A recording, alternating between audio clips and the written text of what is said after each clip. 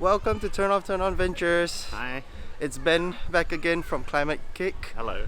And today we're going to spend a bit of time walking around the Artis Zoo. Here in Amsterdam, which is a nice, lovely day to be walking around. Yeah.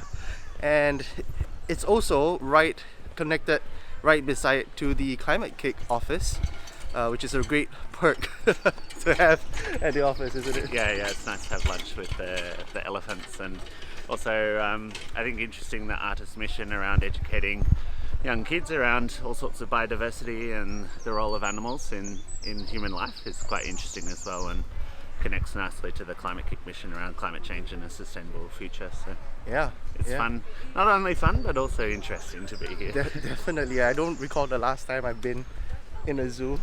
Yeah, but it does bring back a bit of childish sort of nostalgia, doesn't it? It does. Well, I guess today on this walk we wanted to talk a bit more about yourself, Ben, and kind of your journey that brought you to where you are today.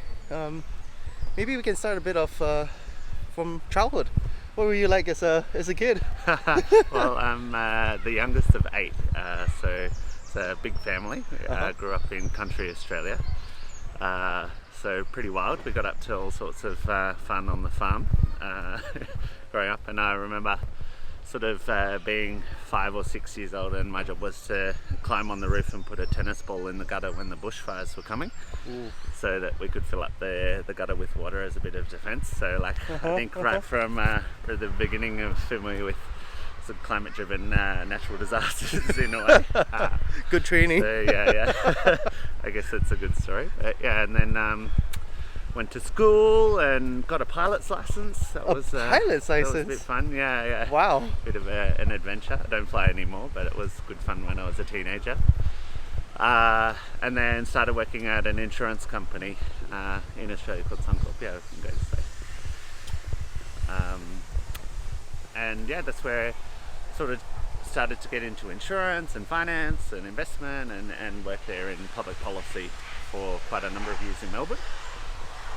And yeah, now I'm here at Climate KIC. Across the world. Yeah. I also kind of observed that you spent some time working around policy and insurance before moving into quite an investment heavy role. How do you think that exposure, the experience in insurance and policy makes you a better investor?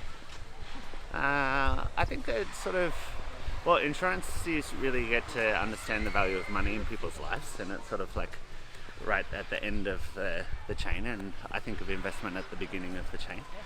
So I think there's interesting sort of sitting on both sides, after the fact and before the fact, which brings an interesting angle to investments, because you always have that idea of what's the second or third order impacts that might come from this investment, and how does it connect to the idea of risk and loss, not just from an opportunity perspective, but from a loss perspective. And I think one thing I noticed from that a lot talking to investors is they don't ever think about baseline risk, only about marginal risk. So whenever they're making an investment decision, they assume their current risk is managed and any new decision is taking additional risk or changing the risk. And so there's really intense attention to new deals and due diligence over them and risk taking, and that's hyper managed. And then the risks of the current paradigm, the current investment portfolio are just like, oh, okay, that's done. Yep. And it's like barely managed at all, you've hardly talked about. Yeah. So with the insurance context, you're sort of thinking, well, hang on a minute, you're carrying huge amounts of baked in risk in your default assumptions around how the world will operate in 20 years time. Yeah. Which I find quite interesting. That's interesting, because I also think that, at least personally, when I moving into like a more private equity portfolio approach, the total portfolio risk is often less appreciated in the process. How is that actually factored in at Climate KIC? Well, we at Climate KIC we have a strategic risk framework which we run across the whole business, and actually that's our sort of core business model. That's what we do: help others manage strategic risk, and really unpack things from fast forward into the future and come back to the present and how might things change in an unexpected or novel way. Some people call it innovation, some people call it disruption, some people call it a disaster, some people call it a catastrophe. It's all just risk manifesting in different ways. And so it becomes possible to manage it, or at least think about it and talk about it and start to put labels on it, categorize it and play with it. And that's why we have the portfolio approach to strategic risk, which is very much what you would do in a large scale investment, spread your risks far and wide. You can do that with any risk, including a strategic risk like climate change. Interesting. How would you say, actually I wanted to ask you, you move across the world from Australia to UK and Europe. Now we have to say it separately. A little stop in the UK. No. What's the difference there and here? I don't think it's that different. There's some cultural differences, I would say. Australia's a lot more relaxed. I noticed a lot in the UK, like sort of class system is still alive and kicking, which I didn't think was that strong. But it's definitely there. And I guess, like the best way I've been able to describe that to people back home is as laundry detergent. So in Australia, there's kind of like two levels of supermarket: the cheaper Aldi little ones, and the sort of normal Coles and Woolworths one. And at each level is two laundry detergents: the branded one and the non-branded one. So altogether, you have four choices. Whereas in in the UK, there's like two levels of supermarket below. And two levels above, so you've got 6 levels of supermarket. And then in each level is 3 choices.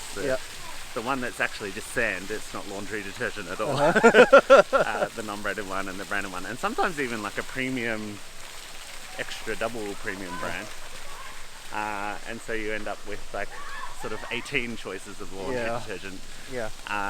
And so there's just something around that sort of granularity and leveling and pricing that it carries its way throughout lots of aspects in the UK. Less present in Amsterdam, where I live now, and in Europe, but it's still sort of something that's interesting to Australia, where the, I guess, middle class is a little bit more middle.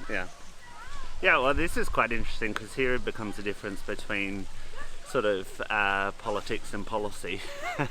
So actually living in Australia, I think people are as aware, if not more aware, about climate change and its impacts upon them than Europeans are, because it happens directly. People's houses are flooded, they've been burnt down. They know somebody who's been directly impacted often, not just once, but sometimes 2 or 3 times over the last 10 years.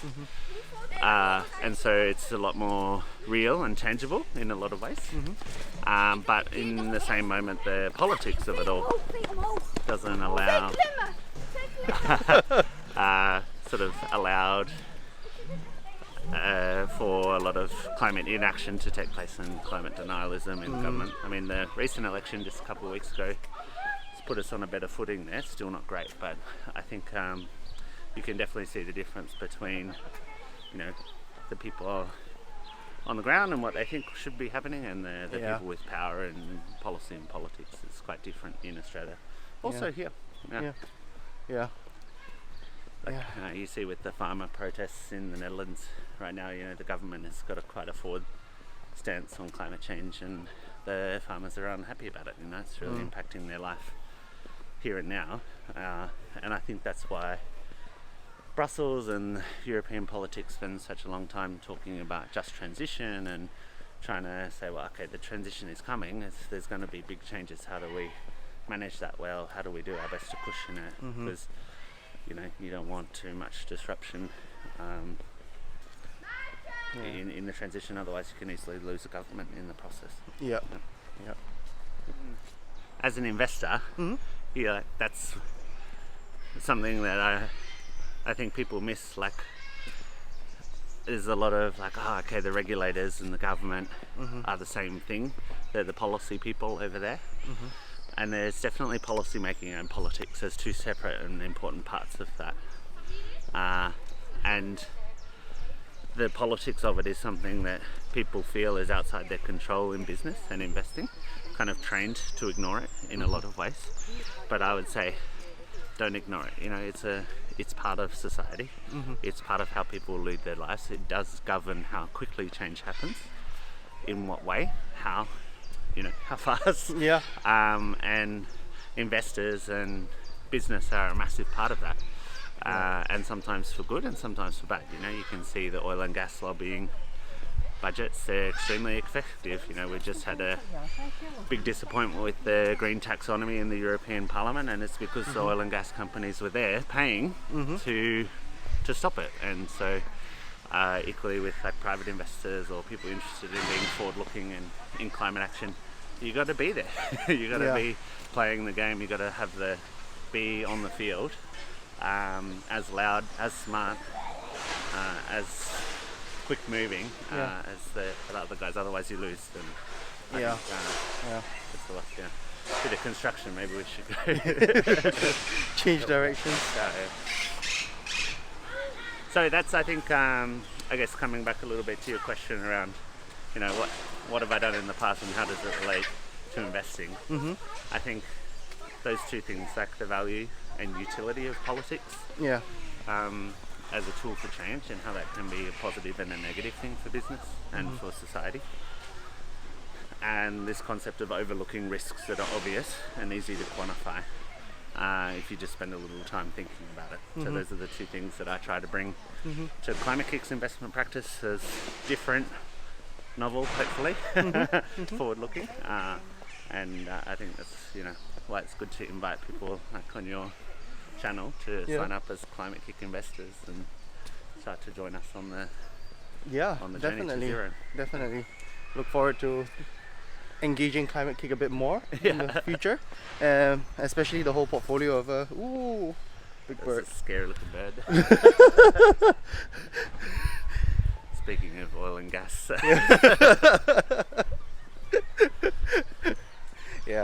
And I guess just to end off on a light note, this is my first time in Amsterdam. Welcome. And you've been here for some time now. Yeah. What are the things you like to do out of work? Hobbies, places to go?